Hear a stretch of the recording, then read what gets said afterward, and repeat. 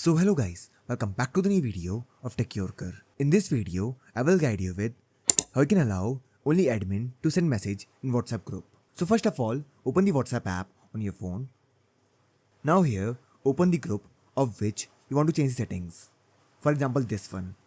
Now after this, tap on the name of the group at the top. Now here scroll down. Here you will see this option called group permissions. Tap on it.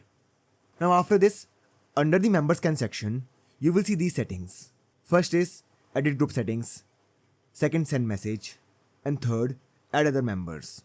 So to allow only admins to send the message, turn off this toggle next to send messages, and this will block other members from sending message in the group.